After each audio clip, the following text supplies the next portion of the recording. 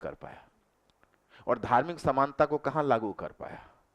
तीसरी बात यह है कि उसने जब 1579 में 1575 में इरफान हबीब कहते हैं, जब उसके विरुद्ध जब धार्मिक विद्रोह शुरू हो गया था, जगह जगह अकबर के विरुद्ध जब विद्रोह 1579 में जब विद्रोह शुरू हो गया था, तो 1 वर्ष के लिए जजिया कर को पुनर्जीवित किया था, जिसको फिर हटा दिया था। और इतना ही नहीं, बल्कि उसने दीन इलाही चलाया, उसका अच्छा पक्ष, लेकिन उसका बुरा पक्ष यह है कि कहते हैं सतीश चंद कि उसने धर्म का उपयोग अपने राजनीतिक हित के लिए करके एक गलत परंपरा की शुरुआत कर दी। आगे इसका फायदा औरंगजेब ने उठा लिया। तो सवाल उठता है कि लिखना क्या है हमें, समझ रहे हो कि नहीं? ह्यूमैनिटीज क्या है, हमको लिखना क्या है, पूछा क्या जा रहा है। क्या अकबर को आप एक महान शासक मानते हैं? ऐसे करके प्रश्न पूछ दिया मान लीजिए, तो पहले हमको तय करना है, आर्गुमेंटेटिव क्वेश्चन हमें तय करना है कि इसमें सपोर्ट करना है या अपोज करना है।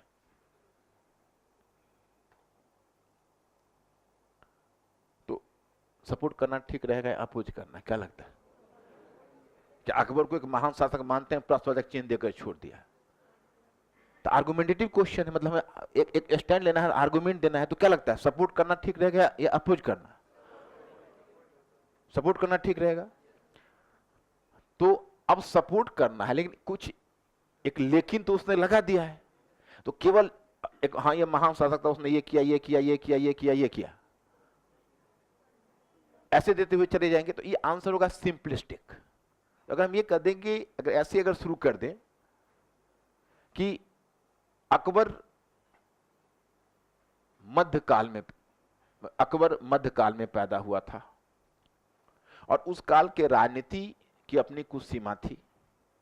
राजनीति का गहरा संबंध धर्म के साथ होता था और समाज भी असमान संबंधों पर आधारित था। किंतु अकबर उन सीमाओं के अंदर भी बहुत सारे ऐसे काम किए जो अपने युग से आगे का था। जैसे मध्य एशिया और पश्चिम एशिया में ही नहीं बल्कि सब कहे जाने वाले यूरोप में जब धर्म के नाम पर रक्त बहाया जा रहा था, पश्चिम एशिया और मध्य एशिया में शिया और सुन्नी के नाम पर, और यूरोप में प्रोटेस्टेंट और रोमन कैथोलिक के नाम पर, उस समय इसने विश्व के, खास हिंदुस्तान में जो धार्मिक उदारता की नींव रखी वो संपूर्ण विश्व में दुर्लभ था। दूसरा, एक अल्पसंख्यक समुदाय से आने के बावजूद उसने बहुसंख्यक के विश्वास को जीता। तीसरा कि उसने भारत में अमीर वर्ग का विस्तार किया। इससे पहले जो तुर्की शासक थे वो तमाम कोशिश के बावजूद भी बहुसंख्यक हिंदुओं का विश्वास नहीं जीत सके थे, लेकिन अकबर ने राजपूतों को अमीर वर्ग में शामिल कर एक संयुक्त अमीर वर्ग का निर्माण किया और उसने मुगल साम्राज्य को इतनी ठोस नींव दे दी कि आगामी 150 वर्षों तक मुगल साम्राज्य अपनी इसी गति में चलता रहा। और इसके अलावा आप और में दे दीजिए कि उसने भारत में सौनी संस्कृति के महत्व को समझा और इस बात को महसूस किया कि हिंदुस्तान जैसे बहुभाषा भाषी बहुसांप्रदायिक मुल्क पर वही शासन कर सकता है जो भारत की समन्वित संस्कृति का आदर करे। और इसी आधार पर उसने सुलह कुल की नीति चलाई। उसने साहित्य में, कला में, हर क्षेत्र में उस समन्वित संस्कृति को प्रोत्साहन दिया। तो अब नीचे देख सकते हो कि मध्यकाल की सीमाओं के बीच अकबर निश्चय ही महान शासक ठहरता है। हालांकि वो एक समतामूलक समाज को स्थापित नहीं कर सका और ना ही वह समतामूलक समाज को स्थापित नहीं कर सका और ना ही वह धार्मिक विवाद को समाप्त कर सका, लेकिन उपलब्ध स्थिति में भी उसने यथासंभव एक बेहतर सरकार देने का प्रयास किया। तो ये होगा क्रिटिकल। वो जो आप पहला वाला देते हो होता सिंपलिस्टिक। ये क्रिटिकल तक पहुंचने के लिए आपको केवल पढ़ना ही पर्याप्त नहीं होगा, सोचना पड़ेगा और सोचने में दिमाग को दर्द होता है। इसलिए बच्चा लोग सबसे सिंपल रास्ता अख्तियार कर लेते हैं कि हाँ सर 10 पॉइंट। अब वो गलतफहमी में है कि 8 पॉइंट लेके जाएंगे। जैसे एक टिटही रात में एक पक्षी है, उसके बारे में होता है कि दोनों पैर ऊपर उठा रहता है, आसमान गिरेगा तो मैं उसको अपने पैर पर उठा लूंगा। इस तरह की गलतफहमी में वो जीती है। उसी प्रकार से बच्चे को लगता है कि ये जो 10 पॉइंट है, जो कॉपी है, इसी से हम क्वालिफाई कर जाएंगे, लेकिन नहीं, जो क्वेश्चन आएगा तो सारे पॉइंट खंड खंड होकर खत्म हो जाएंगे एग्जाम हॉल में। उसको मथ के और तब आइडियाज दिमाग में लेके तब उसके क्वेश्चन का आंसर लिखना पड़ता है। तो इसीलिए इतना पापड़ बेलना पड़ता है ना। मुझे उनसे क्या जरूरत थी, टॉपिक पर टॉपिक पढ़ाते चले जाते हैं हम, 1/4 समय बचा, 1/3 समय बचा लेते हैं इसमें आपसे। 1/3 समय जो हमको एक्स्ट्रा देना पड़ता है, मतलब हम 4 महीने भी आपका काम अच्छे ढंग से कर देते, सिलेबस पूरा कंप्लीट हो जाता है, लेकिन 2 महीना जो हमको और लग जाता है वो सिर्फ आपका एक्सपर्टीज डेवलप करने में लग जाता है। तो ये बातें हो जाती है। तो बच्चों सिलेबस को एनालाइज करते हैं। आप पहले लिखिए, हाँ हाँ हाँ, पृष्ठभूमि, हाँ हाँ हाँ। पहला मैं ये पाठ्यक्रम से पहले थोड़ा सा ले चलता हूं, लिखिएगा, हाँ, पाठ्यक्रम से पूर्व, हेडिंग दीजिएगा, हेडिंग, पाठ्यक्रम से पूर्व के टॉपिक, पाठ्यक्रम से पूर्व के टॉपिक, पाठ्यक्रम से पूर्व के टॉपिक जो, पाठ्यक्रम से पूर्व के टॉपिक जो, हाँ हाँ हाँ हाँ हाँ हाँ, जो विषय की पृष्ठभूमि स्पष्ट करने के लिए आवश्यक, जो विषय की पृष्ठभूमि स्पष्ट करने के लिए आवश्यक,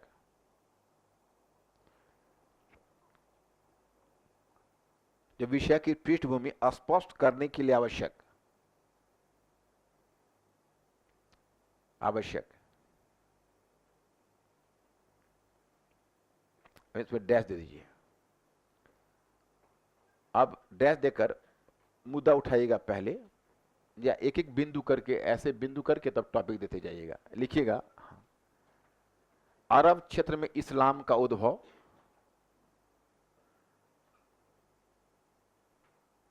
अरब क्षेत्र में इस्लाम का उद्भव,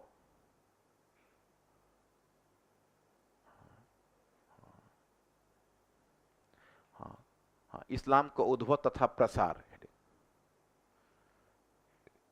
उद्भव तथा प्रसार। अब डैश दे दीजिए, और डैश देकर वहां पर छोटा छोटा सब टॉपिक उसी के अंदर दे दीजिएगा, कॉमा दे देकर सब टॉपिक लिखते जाइएगा। हाँ, लिखिएगा, हाँ हाँ हाँ हाँ, पैगंबर मोहम्मद के अधीन इस्लामी राज्य की स्थापना,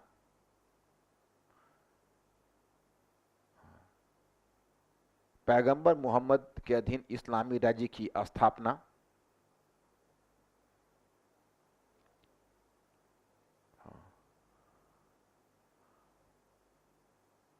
इस्लामी राज्य की स्थापना, कॉमा दे दीजिएगा। हाँ, इस्लाम के उद्भव की परिस्थितियां, इस्लाम के उद्भव की परिस्थितियां,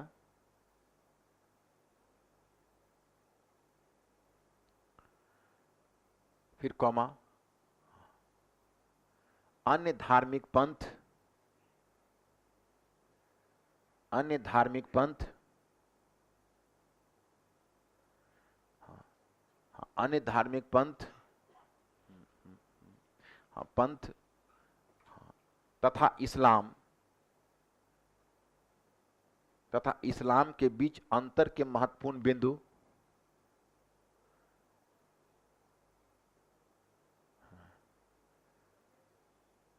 अंतर के महत्वपूर्ण बिंदु, फिर कॉमा, हाँ, कॉमा, खलीफा कौन थे, खलीफा कौन थे, खलीफा कौन थे, हाँ, कौन थे, हाँ, प्रश्नवाचक चिन्ह, हाँ हाँ, सॉरी, खलीफा कौन थे, तथा, तथा उन्होंने, उन्होंने इस्लामी राज्य का संचालन किस प्रकार किया, उन्होंने इस्लामी राज्य का संचालन किस प्रकार किया, इस्लामी राज्य का संचालन किस प्रकार किया, किस प्रकार किया, किस प्रकार किया, इसको प्रश्न। आप नीचे फिर छोटा सा टॉपिक बना देना। अभी मैं पूर्व वाले में ये सब चीज आप समझ लोगे ना तो आगे समझना बड़ा आसान और इंटरेस्टिंग हो जाएगा आपके लिए। नीचे ब्रेक देकर छोटा सा हेडिंग दे देना और लिखना,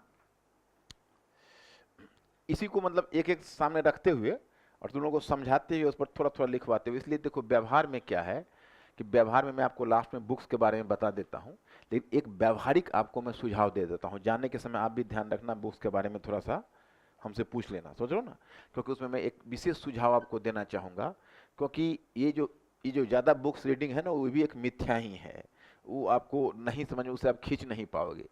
तो हमारा अपना मानना है, मेरा बुकलेट है बहुत ही बढ़िया, उसमें हर चीज़ कंपाइल्ड है, उसको मैं सहारा आपको दूंगा। आपको एक बेसिक समझ विकसित करने के लिए एनसीईआरटी बुक बोल दूंगा, और फिर मैं आपको बता दूंगा कि क्या करनी है, और मुख्य रूप से मैं कहूंगा कि मैं क्लास में उतना आपको करवा दूंगा जिससे सारा एग्जाम में आपका काम चल जाए। काम क्या चल जाएगा, बहुत बढ़िया ढंग से, इतना एक जगह कंपाइल और बड़ा सिंपलिस्टिक ढंग से, उसको आप लोग डेली बेसिस पर डाइजेस्ट करो और मस्त रहो। क्वेश्चन राइटिंग में साथ ही साथ करवाता जाऊंगा, तो क्वेश्चन राइटिंग भी आप सीखते जाओगे। अब जैसे पहला वाला टॉपिक आपने डॉट देके दिया, उससे डॉट देके फिर दो डॉट देके, हाँ, अरब क्षेत्र से बाहर इस्लाम का प्रसार, अरब क्षेत्र से बाहर इस्लाम का प्रसार,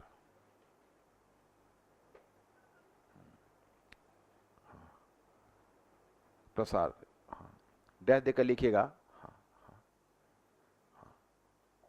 डैश देकर, खलीफाओं के अधीन,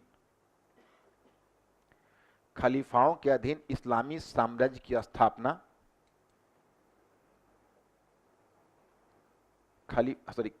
खलीफाओं के अधीन इस्लामी साम्राज्य की स्थापना, इस्लामी साम्राज्य की स्थापना,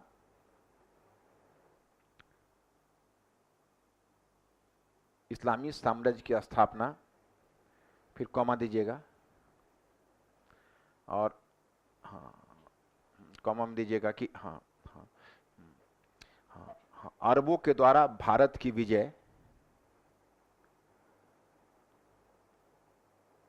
अरबों के द्वारा भारत की विजय, तो अरब के द्वारा सिंध की विजय कर सकते हो, अरबों के द्वारा सिंध की विजय, अरबों के द्वारा सिंध की विजय, तथा इसका राजनीतिक एवं सांस्कृतिक प्रभाव, तथा इसका राजनीतिक एवं सांस्कृतिक प्रभाव, सांस्कृतिक प्रभाव,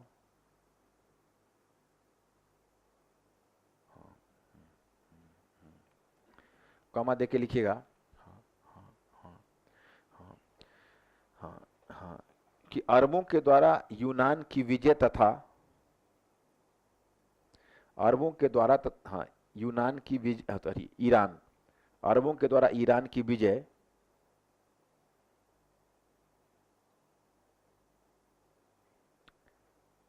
हाँ, तथा ईरानी संस्कृति का, ईरानी संस्कृति का अरब संस्कृति पर प्रभाव,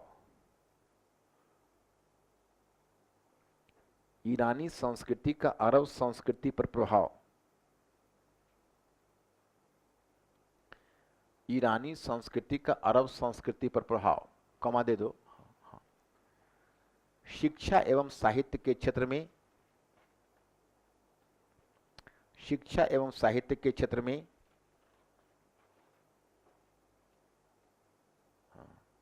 अरबों का योगदान,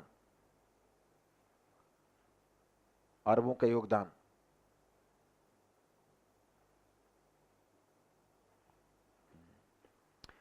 देखो इसी में मैं तुम्हारी इस्लाम के संबंध में सभी अवधारणा ठीक करना चाहूंगा, और इस्लाम का बेसिक चरित्र भी समझाने का प्रयास करूंगा। मैं भी समझाने का प्रयास करूंगा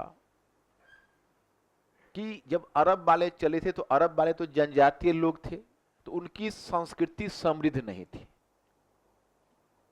लेकिन इनका एक बहुत बड़ी चीज अरब वालों के साथ है कि सीखने की बड़ी इच्छा थी। आप देखोगे, आप अपने समाज में देखे होगे, कोई बहुत ही गरीबी में पला बढ़ा है, लेकिन कुछ धनार्जन किया है अपने जीवन में, और काफी धनी मानी व्यक्ति के रूप में स्थापित हो गया है, तो उसकी सबसे पहला शौक रहा है कि अपने बच्चों को अच्छी शिक्षा दे। बेचारा अनपढ़ है, लेकिन बावजूद इसके अपने बच्चों को चाहता है अच्छी यूनिवर्सिटी में पढ़े, अगर जरूरत हो तो फॉरेन कंट्री में उसको हम भेज दें।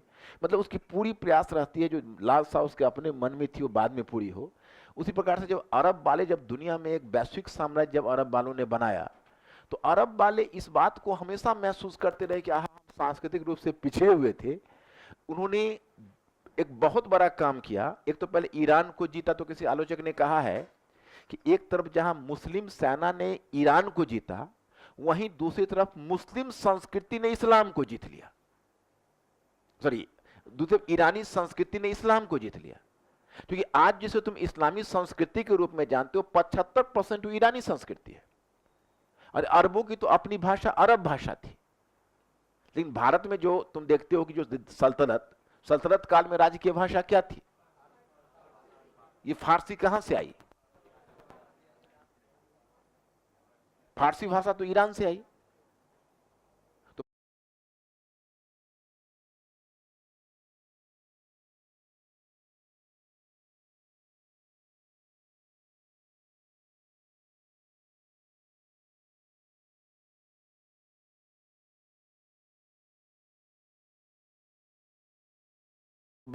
बाद में इस्लाम ने फारसी भाषा को अपना लिया, अरबी मिश्रित फारसी। अंतर यह हुआ कि फारसी भाषा तो पहले से ईरान में चली आ रही थी ससानियन साम्राज्य के समय, तो उनकी लिपि अलग हुआ करती थी। अरे हमारे यहां भी मान लो पर्शियन लोगों ने खरोष्ठी लिपि लागू किया था ना, अरामाइक लिपि लागू किया था, याद है? या आपने नाम अशोक के अभिलेख जिसमें लिखे गए, तो अरामाइक और खरोष्ठी लिपि ईरान की लिपि थी। तो ईरानी संस्कृति बड़ी समृद्ध थी, उनकी अपनी लिपि थी। अरब वालों ने क्या किया कि जिस लिपि में वो अरबी लिखते थे, उसी लिपि को थोड़ा रद्दो बदल करके फारसी में चला दिया, तो दूसरे ढंग से फारसी लिखी जाने लगी। मतलब एक कह सकते हो कि बदली हुई लिपि में, जो ईरान की लिपि नहीं थी। लेकिन वही फारसी भाषा आ गई। उस फारसी भाषा का जो पुनर्जागरण हुआ है, वह पुनर्जागरण हुआ है किसके समय? तो महमूद गजनी के समय। और फिरदौसी उसका एक दरबारी लेखक था, उसने शाहनामा लिखी, तो वहीं से फारसी का पुनर्जागरण हुआ। और जब तुर्की लोग जब भारत में आए, तो फारसी भाषा को राजकीय भाषा के रूप में लाए। अरबी भाषा जो अरब वालों की ओरिजिनल भाषा थी, वो केवल धर्म की भाषा बनकर रह गई, और फारसी भाषा इस्लाम की अपनी भाषा हो गई। इतना बड़ा अंतर आपको देखने को मिलेगा। और इतना ही नहीं, आप इस बात को भी महसूस करेंगे कि अरब के मुस्लिमों ने दुनिया में ज्ञान के विकास में बहुत बड़ा योगदान दिया। अरबों की सिंध विजय आपकी एक टॉपिक है, क्योंकि एक खलीफा था, अब्बासी खलीफा, जिसका नाम था अल मोमीन, और फिर दूसरा हारून उल रशीद। वो विद्वानों के बहुत बड़े समर्थक थे। अल मोमीन ने बैत उल हिकमत एक उसको कहते थे अनुवाद विभाग, बैत उल हिकमत नामक अनुवाद विभाग की स्थापना बगदाद में की, और दुनिया के जितने भी प्रमुख ग्रंथ थे उनका अरबी में अनुवाद करवाया। आपको जानकर आश्चर्य होगा, आपने यूरोपीय पुनर्जागरण का नाम सुना है? यूरोपीय पुनर्जागरण का नाम सुना है? ये जो यूरोपीय पुनर्जागरण जो यूरोप में आया है, वो अरब वालों के प्रयास से आया है। क्योंकि अरब वालों ने प्राचीन यूनान और रोम के ग्रंथों का अरबी में अनुवाद किया। तो 16वीं सदी में यूरोपीय लोग अगर अपनी संस्कृति के बारे में जान सके, तो रोमन भाषा या अंग्रेजी या स्पेनिश भाषा में नहीं, अरबी में, अरबी के माध्यम से जान सके कि प्राचीन यूनान और प्राचीन रोम का ग्रंथ ये था। भारत के प्रमुख ग्रंथों का उन्होंने अनुवाद कराया। भारत के अंकमाला का ज्ञान पश्चिम को कराया। भारत से दशमलव प्रणाली के प्रयोग का ज्ञान पश्चिम को कराया। नहीं तो पश्चिम वाले नहीं जानते थे, दुनिया को इसने ज्ञान दिया अरब वालों ने। अब तुम समझो कि उनका अपना कोई योगदान नहीं था। इस संस्कृति के ग्रंथों को लेकर अनुवाद कर लेते थे, उनको दे देते थे, उनका अनुवाद करके इनको दे देते थे। दुनिया में ज्ञान फैलाते रहे। और दुनिया के लिए दुर्भाग्यजनक की स्थिति तब हुई कि जब वो कह सकते हो कि बारबरिक लीडर चंगेज खान का पोता हलाकू खान ने वो बगदाद के उस प्रसिद्ध लाइब्रेरी, जो दुनिया की सबसे समृद्ध लाइब्रेरी थी, जिसको अरब वालों ने उसके ग्रंथों का अनुवाद करके बनाया था, और वही मंगोल शासक हलाकू खान, उसने तो खलीफा को बड़ा ही कष्टप्रद ढंग से मारा। उसको कारपेट के अंदर खलीफा को पैक कर दिया और उस पर 20 हाथी चलवा दिया, बहुत बारबरस तरीके से। और उसके बाद उसने जितनी लाइब्रेरी थी बगदाद में, सब में आग लगा दी। पूरा ज्ञान जलकर खाक हो गया। नहीं तो दुनिया को कितना ज्ञान में आगे बढ़ जाता। जैसे नालंदा यूनिवर्सिटी को बख्तियार खिलजी ने, आज भी उत्तर भारत का जो कोई महत्वपूर्ण ग्रंथ होता है दक्षिण भारत में मिलता है। उत्तर भारत में अवेलेबल नहीं है, उसको जला दिया या नष्ट हो गए व्हाटएवर में भी। तो अब दक्षिण में जाइएगा तो वो ग्रंथ मिल जाएगा, उसका पीस उत्तर में नहीं मिलेगा। तो इतना बड़ा अपकार किया है। तो आज जो तुम इस्लाम की छवि देखते हो, इस्लाम ये नहीं हुआ करता था, कभी बहुत बढ़िया था। लेकिन सवाल ये, तुर्क कौन थे? तुर्क मुसलमान नहीं थे। तो अब नेक्स्ट वन टॉपिक इसी इसी में, हाँ हाँ नीचे व्यक्त तक, हाँ तुर्क, हाँ तुर्क कौन थे? तुर्क, प्रश्न तुर्क कौन थे?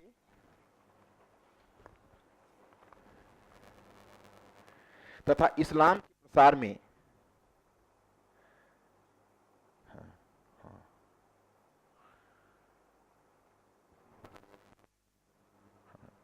और इस्लाम के प्रसार में, इस्लाम के प्रसार में इसका क्या योगदान था? इस्लाम के प्रसार में इनका क्या योगदान था? हाँ, इसका क्या योगदान था? हाँ, हाँ, हाँ, हाँ, इसका क्या योगदान था? हाँ, अब उसी में कॉमा दे देना और लिखना, हाँ, कि महमूद गजनी, महमूद गजनी का साम्राज्य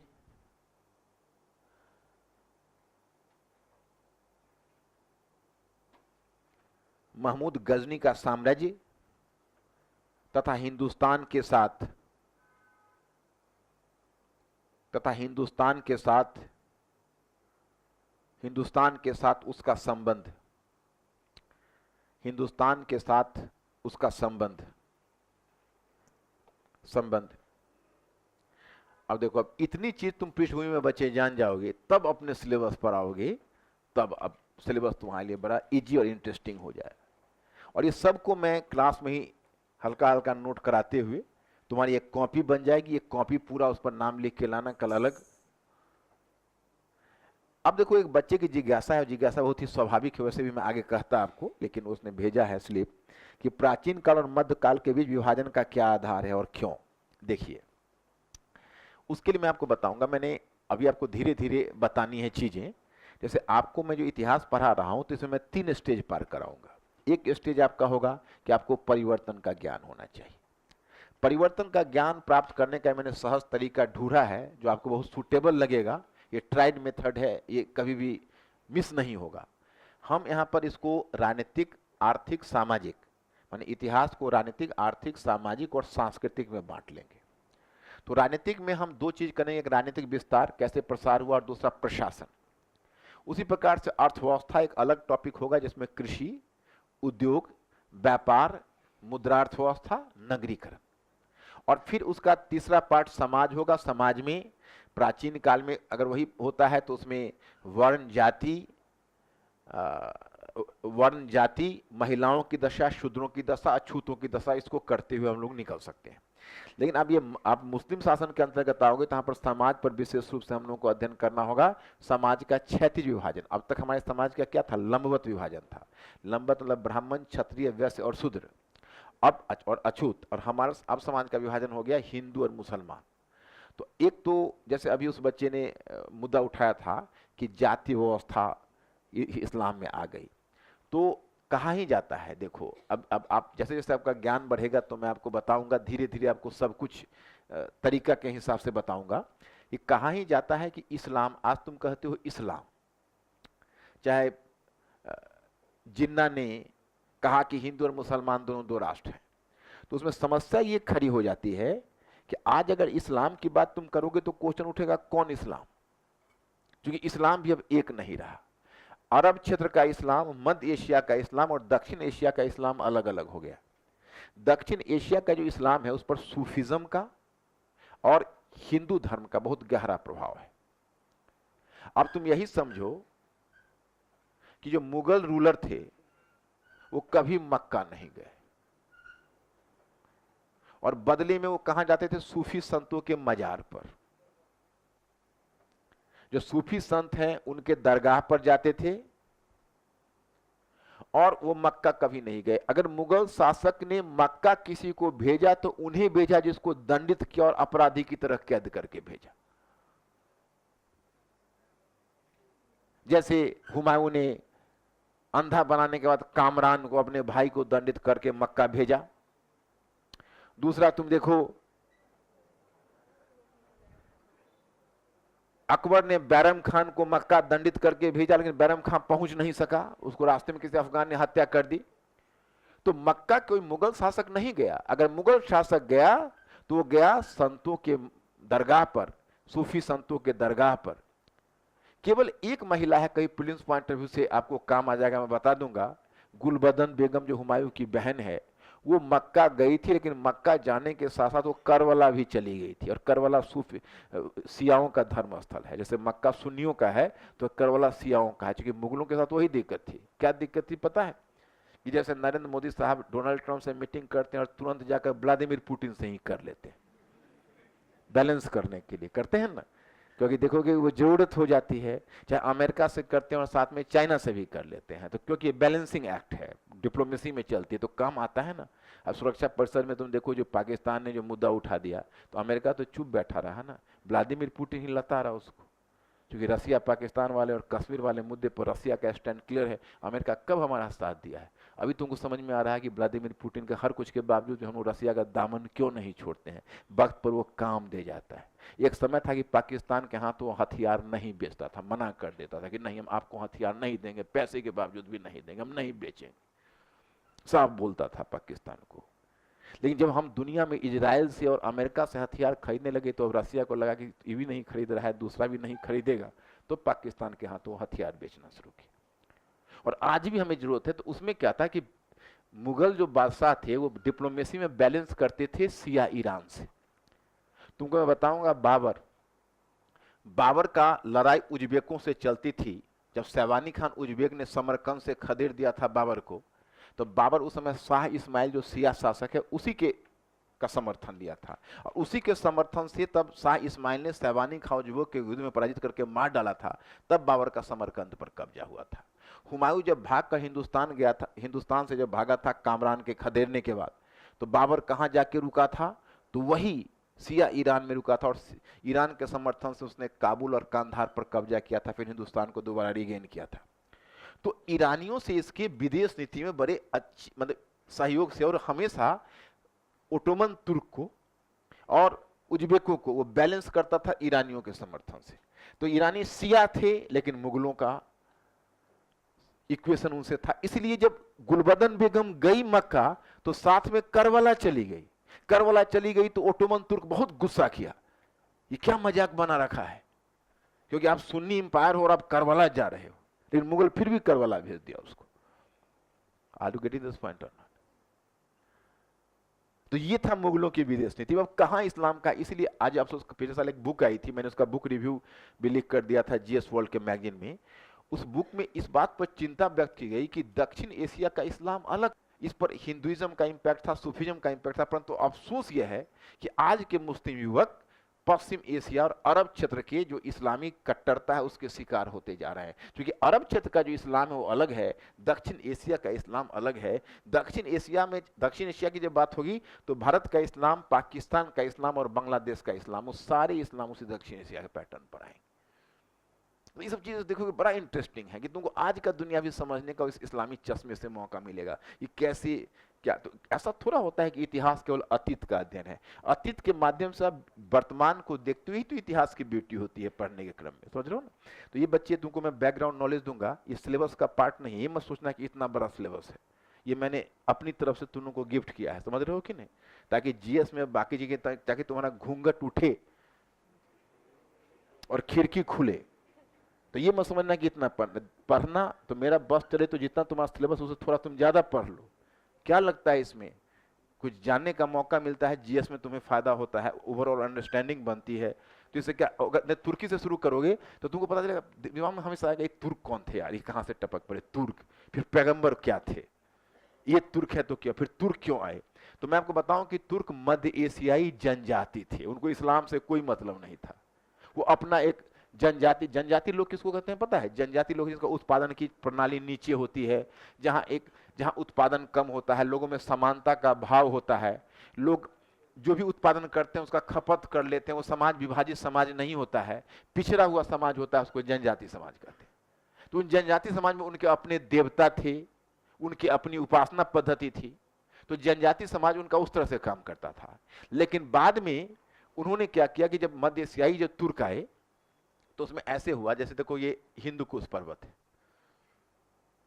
मान लो ये पश्चिम एशिया में मुस्लिम साम्राज्य, ओके। तो क्या होता था, इधर नजर डालना, वो दिख रहा है ना, हाँ।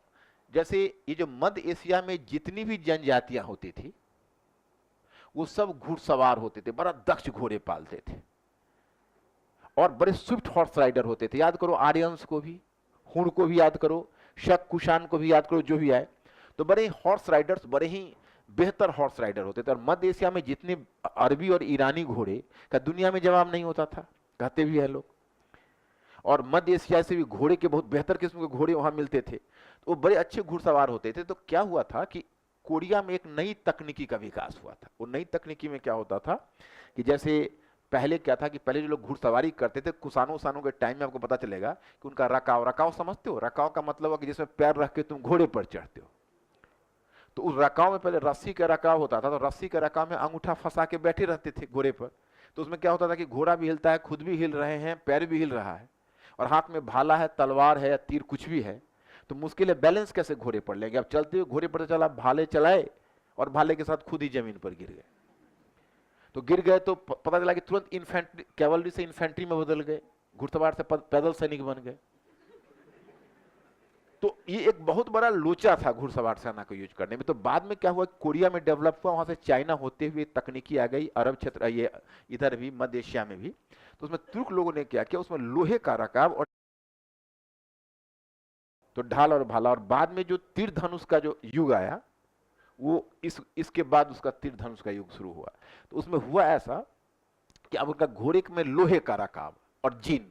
तो जीन से क्या फायदा हुआ, जीन अगर उसको गर्दन से पीठ तक कस देते, तो पहले क्या होता था कि अगर कोई एक मोटा आदमी घोड़े की पीठ पर बैठता तो घोड़ा भी कराहने लगता है, कि उसको भी लगता है कि हमारा है ना।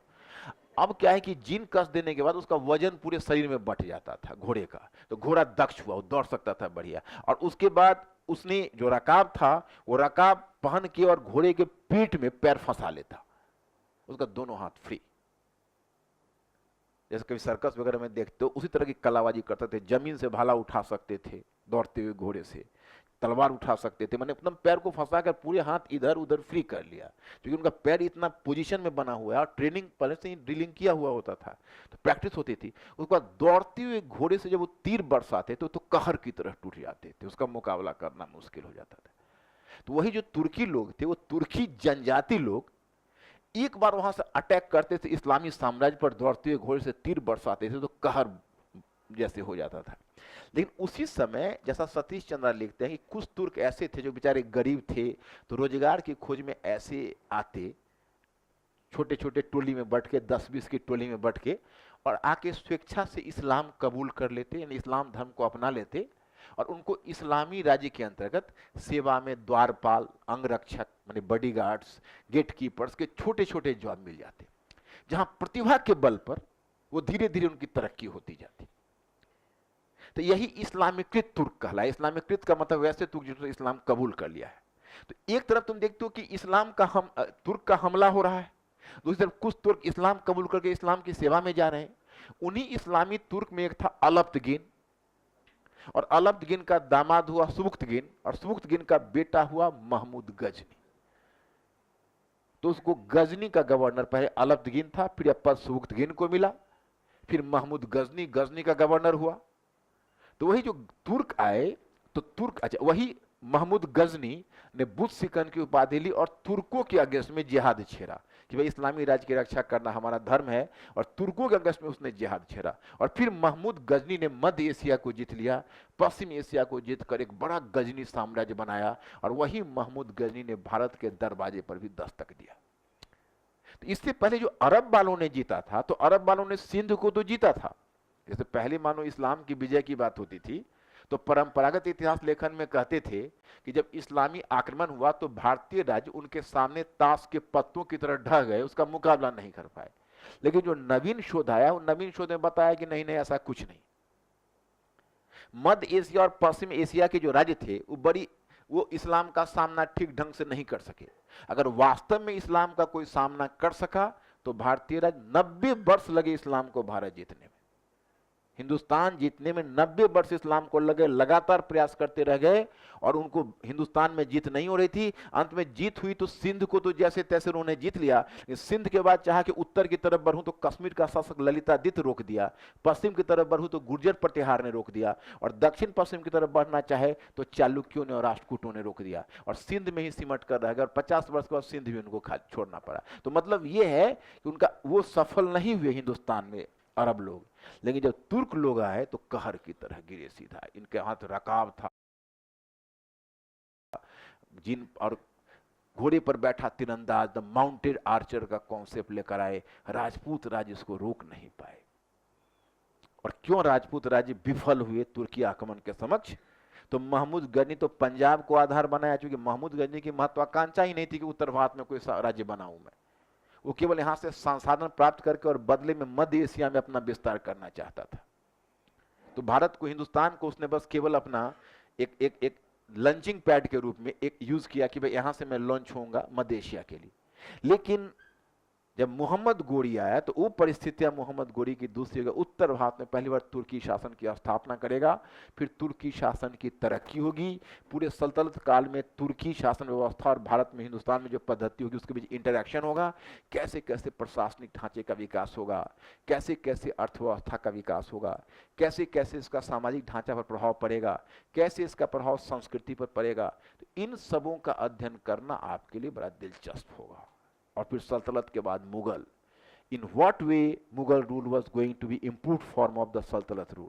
तो ये सब इतना हमें लगता है खंड 2 से तुमको खंड 3 में ज्यादा किसी को इंटरेस्ट आ सकता है, क्योंकि इसमें एक नेचुरल क्यूरियोसिटी आती है। ऐसा हुआ क्योंकि दूसरी दुनिया की बात है ना, तो एक नेचुरल क्यूरियोसिटी आती है इसमें। तो अब आप पाठ्यक्रम पर आओ। इस पेज को उलट दो, लिखो पाठ्यक्रम का विश्लेषण। पाठ्यक्रम का विश्लेषण।